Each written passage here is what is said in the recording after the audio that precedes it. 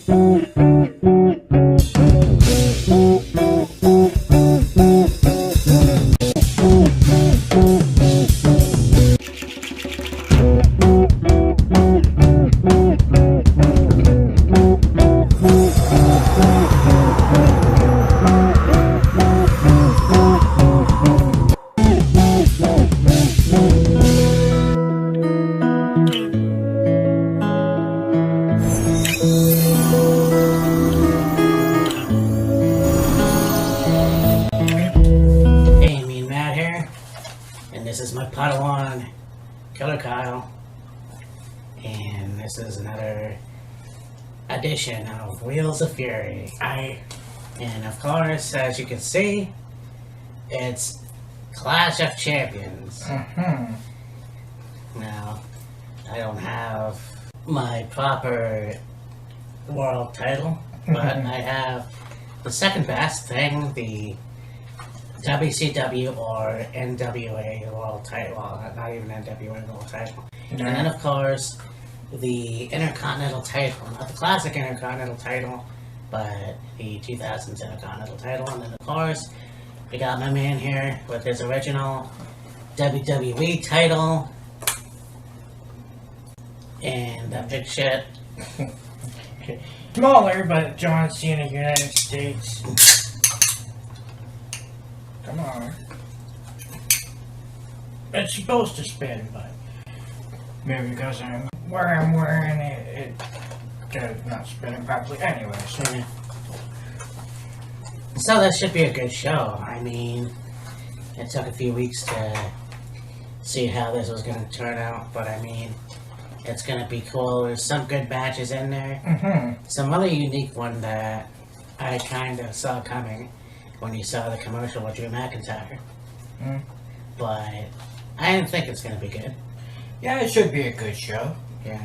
I mean, the one match was really up in the air for a little while, but now it seems to be completely set in stone as to the match itself and what type of match it's going to be and all this other stuff, so definitely going to be interesting. So, Clash of Champions shows are always really good and interesting.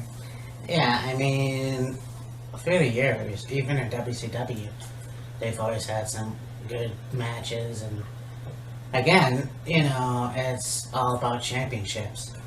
So, I mean, that's pretty cool in itself, you know. And I think that, who knows, who will be new champion by Sunday, or who will retain on Sunday. It's kind of an up-in-the-air thing. But it's always fun to watch. And then you have stipulations, like the ambulance match, or the ladder match, that we'll talk about in a minute. But, you know, just things like that that are going to be fucking awesome to watch. Oh, yeah, absolutely. You know. Yeah. With the ambulance match, it's definitely one of those things that WWE rarely ever does. There's a reason why they don't do it very often, but it's also like the ambulance match is one stipulation that when WWE does, they do very well. Yeah. It's gonna be interesting.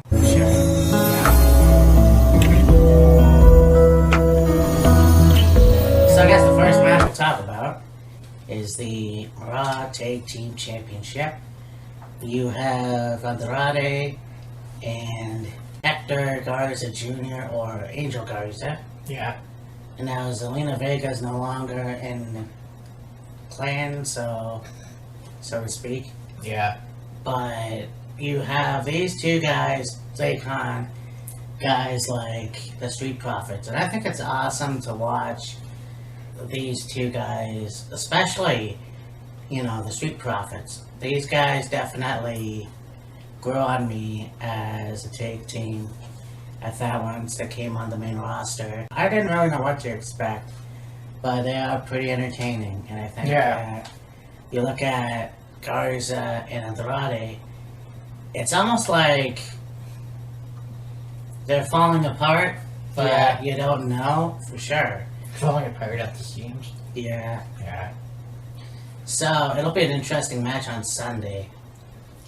Yeah, I mean, with Zelina being like, alright, that's it, I've had enough, I'm not doing this anymore, and I'm sick and tired of the arguing, of the fighting, costing matches, tag team matches, and it's like, okay, Zelina's no longer with them. Maybe they'll just be singles competitors, and we'll see how well they can excel as singles competitors. But Andrade and Garza are still a tag team, and well, we'll get to Zelina in a little bit, but maybe Zelina leaving them lit a fire under their ass and was like, alright, we don't have our manager anymore, so we need to get our heads out of our asses and fucking get the job done and have wins under our belt. Pretty much, yeah. To get tag titles. And I mean, they have had tag title opportunities before. Yeah. But they were NXT tag titles. Yeah. But it just didn't really seem to pan out. We'll see what happens come Sunday. Yeah, I'm not quite sure. But, anyways, I think I'm gonna go with the Street Profits. Yeah, I'm gonna have to agree. Like, Garza and Andrade are a good tag team, but I don't know. They're a really good tag team and they've done really well together. Right. But maybe give them a little longer. Yeah. Without Zelina. Yeah. And on their own, and then see where it takes them. Yeah, I think the Street Profits will do it. Tell them why, fam. I always wanted to do that. Anyways. Because they're that damn good. Yeah.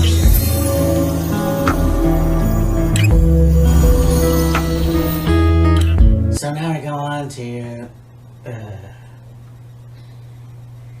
heavy match for the U.S. title. Bobby Lashley versus Apollo Crews. Womp, womp, womp. Yeah.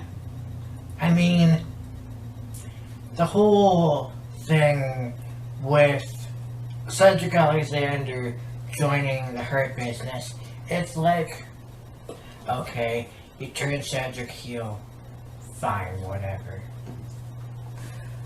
But to have a rematch for the United States Championship and Apollo Crews is like, okay, he was a good United States Champion. His run was fairly good. Yeah. Could have been better, but you literally could have put Bobby Lashley with anybody. Yeah.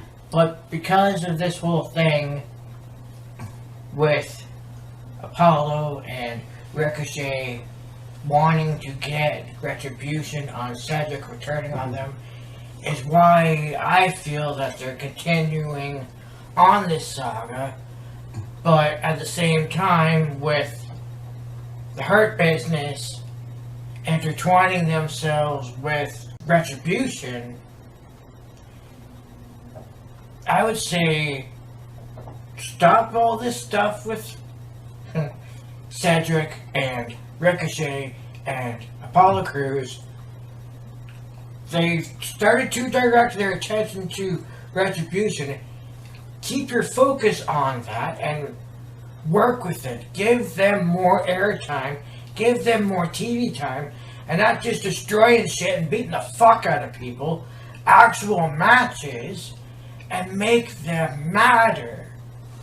Like, okay, Retribution is a good thing. It's something fresh. It's something new. It's something different. But all they've done is just wreak havoc and destroy shit. Last Monday, you know, Cedric and Benjamin and Bobby faced off against 3 male members of the core 5 of Retribution, which is great. Keep that going. Yeah. Yeah, I just don't know. Are they face? Are they heel? I mean, Retribution are a heel faction, and you have the Hurt Business, a supposed heel faction, go after Retribution. Now you have Bobby Lashley. Well, you have the Hurt Business. Fuck it, I don't care. The Hurt Business. You have them going to Raw Underground, and they do the fighting, and that's all fine and good. I don't care. And then you have the whole thing with Ricochet and Cedric Alexander, and that whole bullshit. Now, I thought that Cedric should not have been in the Hurt Business, but of course, they did it anyways. That's fucking stupid. And then, you know, you look at Ricochet, and you think, here's a guy that's already been U.S. champion. He could do a lot more in the business instead of just going after, like, somebody who's not a champion. The guy is worthy of a fucking title. Yeah. And then you have somebody like MVP who came back. Yes, he's an excellent mentor to Bobby Lashley and Shelton Benjamin, although who needs it? I don't know.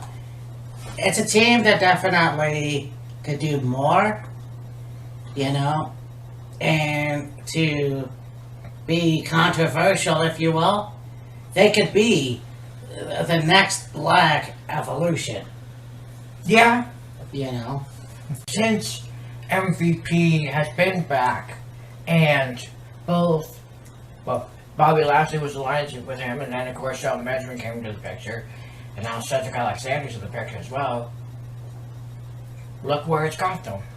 Yeah. More TV time, more matches. I mean, hell, Shelton Benjamin's been fucking 24/7 champion. Yeah. So was Cedric, but I digress from that. Well, I mean, hell, Bobby's the U.S. champion, so. And that's the thing. There is some benefit. Because Bobby can still hold on to that title. You can't be doing this back and forth bullshit with Apollo Crews and Bobby Lashley. Okay, the U.S. title should stay on one person for a longer period of time. But to have them switch back and forth, back and forth, back and forth is fucking bullshit. Because what's next? You know, Bobby Lashley was destined to become WWE champion and face Drew McIntyre at one point. And that didn't work out. Which is bullshit. Bobby needs to be WWE champion at some point before his career is done. Because then why the fuck have him on the roster? Okay, he can't be a mid-card his whole life.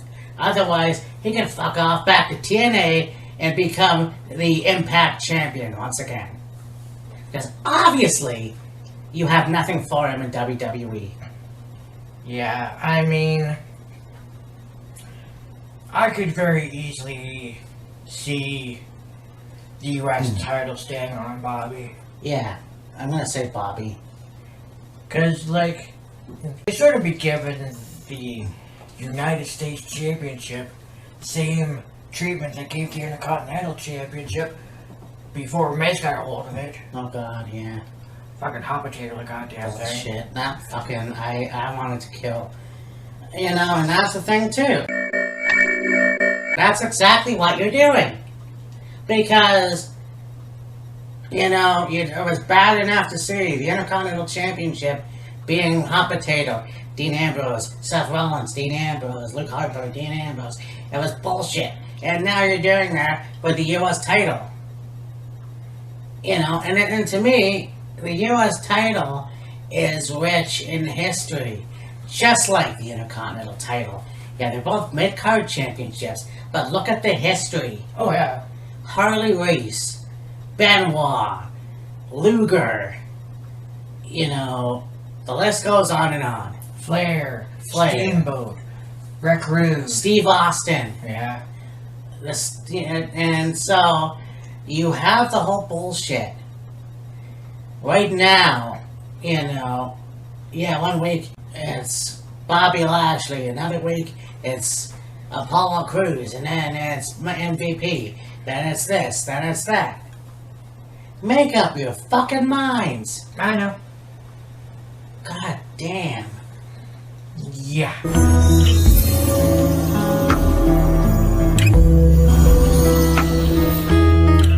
So next we go on to a match for the Raw Women's Championship. We have Asuka defending against, well, the aforementioned Zelina Vega. When she basically got fed up with Andrade and Garza's bullshit and them fighting like 4th graders on the schoolyard, she decided that her singles career was more important. I gotta say, it's about fucking time. Don't get me wrong, Zelina was a great manager. The things she did, you know, when it was just her and Andrade on NXT, Hurricane Ranas, and, you know, getting involved in matches. However, notorious, evil, underhanded, undermining, typical heel manager was great. Well, yeah. But her wrestling career seemed to be an afterthought.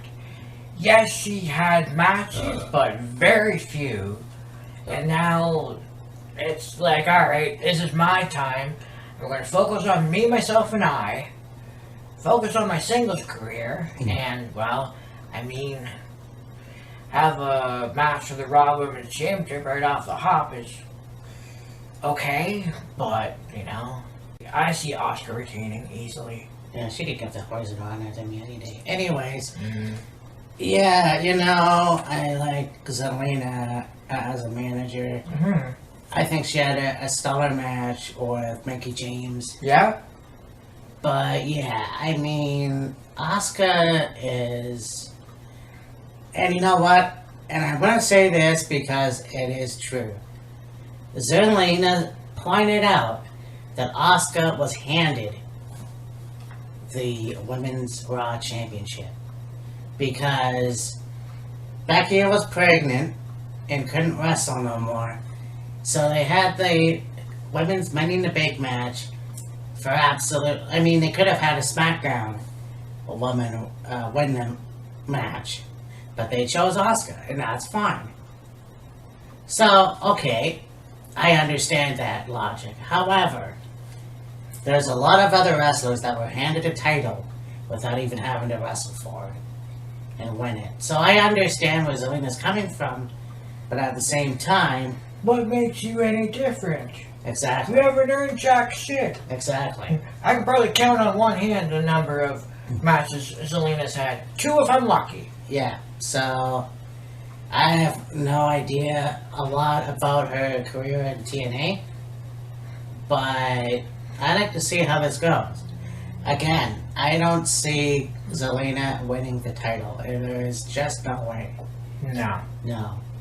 Because as much as it's going to be an interesting match, Asuka still needs that title for a little bit longer at least. Yeah. And who's going to win? Eventually, I don't know. But you just gave her the title. A title that she should have had at WrestleMania 33! However, better late than never. Yeah. You know, and just undefeated at NXT. I think that Asuka still needs a better run. Again, who can take out Asuka? Yeah.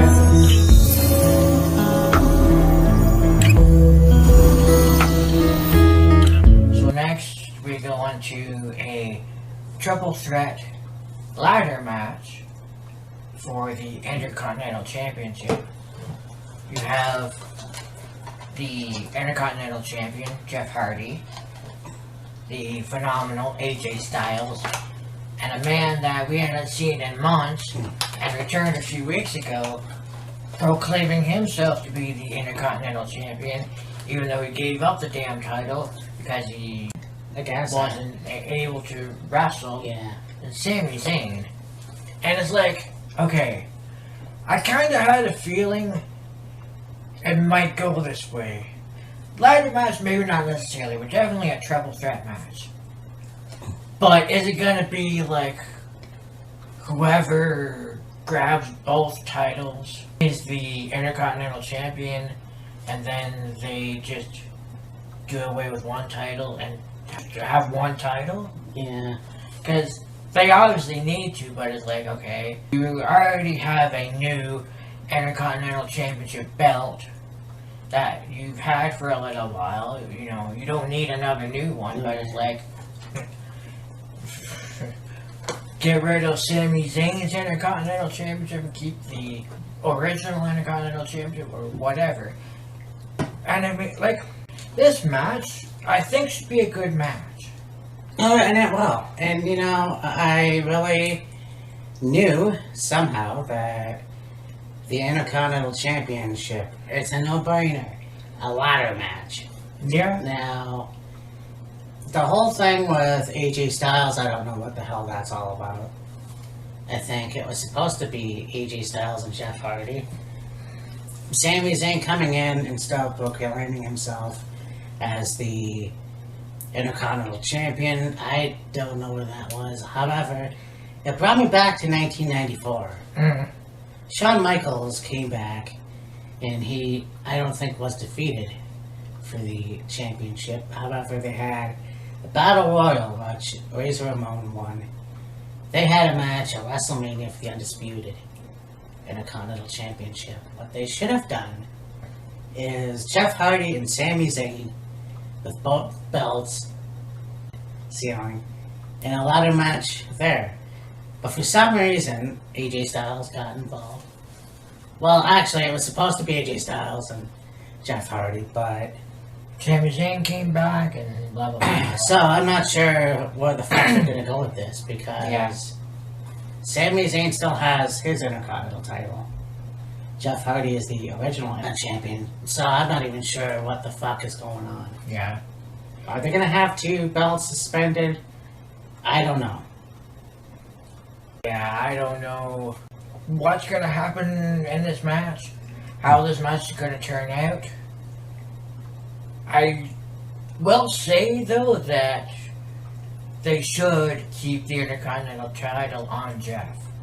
Okay. He's only held it for a few weeks. Right. He beat AJ for it legitimately. Right. And, you know, Sami Zayn is being a heel and saying, oh, I'm the Intercontinental Champion. I never lost the Intercontinental Championship. I defended it at WrestleMania against Daniel Bryan and, you know, whatever. I'm the Intercontinental Champion. And it's like, well, no, you gave it up because of injury, personal issues, or whatever the fuck it was.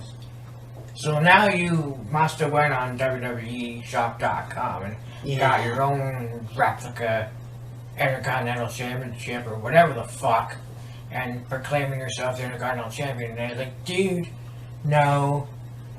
Just the Intercontinental Champion. He's the rightful Intercontinental Champion. You're just a dick. Yeah, pretty much, yeah.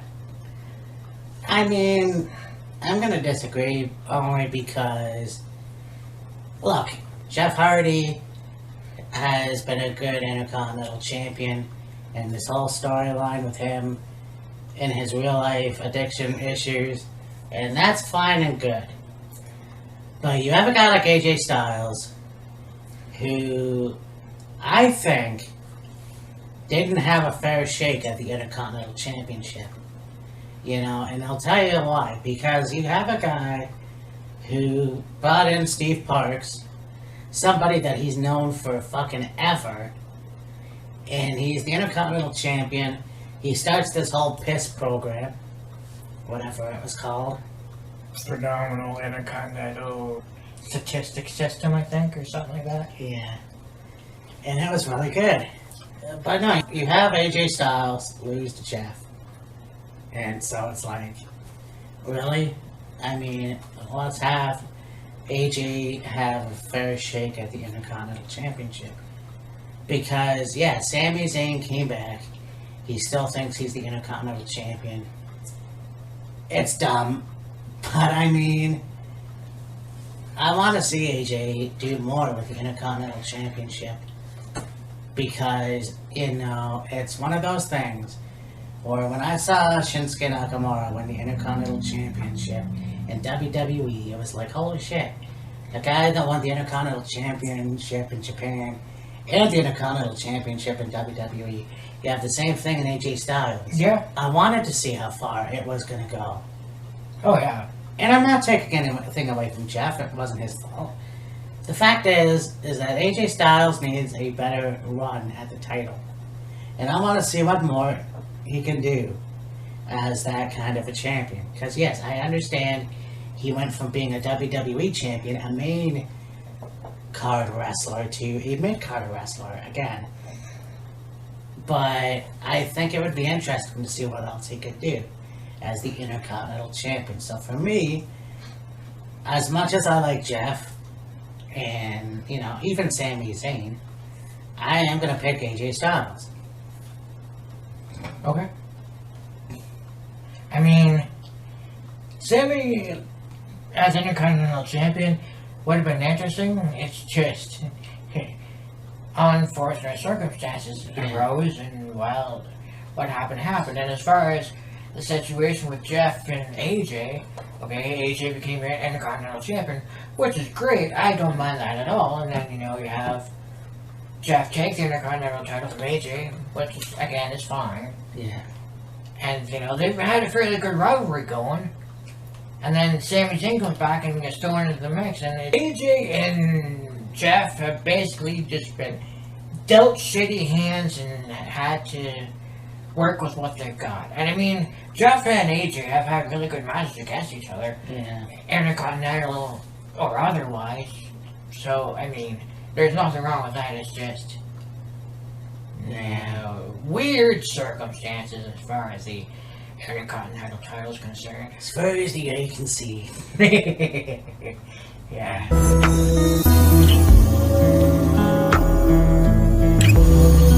So now we go on to the SmackDown Tag Team Championships. You got Shinzaro versus the Lucha House Party. Can somebody please tell me and explain to me what the fuck got up Kalisto's ass? He comes back after 7 months away and with a separated shoulder, I think. And, you know, in amazing shape. He looks the best he's looked in his WWE tenure. He's reunited with Grand Metalik and Lince Dorado. It's like, okay, the Lucha House Party is back. They're up and running again as a trio. They were a very hot commodity, and they can be a hot commodity again. And who knows, maybe the Lucha House Party can get the job done and be tag team champions, but for some reason, Kalisto decided to be a fucking dick. And I don't get why. Like, what? You mean to tell me that you have a guy away for 7-8 months with an injury, he heals, he rehabilitates, he comes back, looking in amazing shape, reunites with his buddies, and treats them like shit? Like, honestly, how the fuck Lince Dorado or Grand Metalik, one or both of them, haven't slapped the piss out of Kalisto is a damn miracle, because I fucking sure would have. The hell's up your ass, you little piss ant? Anyways. Good call. Yeah, I definitely agree. I definitely agree with you. I think that Cesaro and Shinsuke Nakamura definitely have brought a lot of, I can't think of the word. I don't know if prestige is the right word for the SmackDown Tag Team Championships.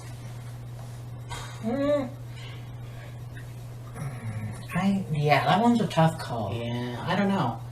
Because both these guys, okay, look at Cesaro, Claudio Castagnoli, a guy who's been all over Europe, Ring of Honor. The guy comes in and you give him the US title? Yeah. A guy that could speak 5 languages and he's European. Let's give him the US title. Yeah. Fuck you, Vince. The guy should be fucking Universal Champion right now. Or WWE Champ. Well, he's on SmackDown Universal Champion. The guy has been in the WWE for a long time now. And yet you have him constantly take team champion material.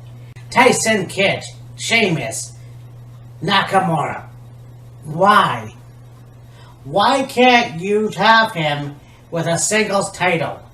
Yeah, I know. It makes no fucking sense. Really? Why? And you got Shinsuke Nakamura. He wrestled in Japan. He was an MMA. He is a Triple Crown champion. Yeah. Actually, no. Because he was a US champion, he's a Grand Slam champion. So that's awesome. But Cesaro, almost like he shit the bed with him. Because he could have had, or he should still have, the championship, the Universal, or the WWE title. Because, to me, it's a wasted opportunity. Yeah. Oh, let's put Cesaro with Drew McIntyre. No, we have to have him as the tag team champions because I have my head up my ass. That's good shit. Let's have him face Braun Strowman. No, he's got to be a tag team champion. That makes no fucking sense. A guy like Cesaro, Claudio Castagnoli. oi, he needs the fucking title. That's all I have to say. But yes, on Sunday, it's going to be Shinsuke Nakamura and Cesaro retaining. I honestly could see Cesaro and Nakamura retaining on Sunday. Yeah. Like, it's not that Lucha House Party doesn't deserve the tag titles, because they've been deserving of the tag titles for a long time. It's just, this whole thing with Kalisto is like, why? Okay, you want to make him a heel, fine, but like, you have him friggin' chewing out Lindsay Dorado and Grandmaster Leak when they lose a match, and all this other stuff is like, come on, really? I mean, okay, they've managed to get a few wins over some tag teams. That's fine, but it's like, boys, you're losing some momentum here, Get something going here and, fucking make something of yourselves again. Yeah. But, yeah. So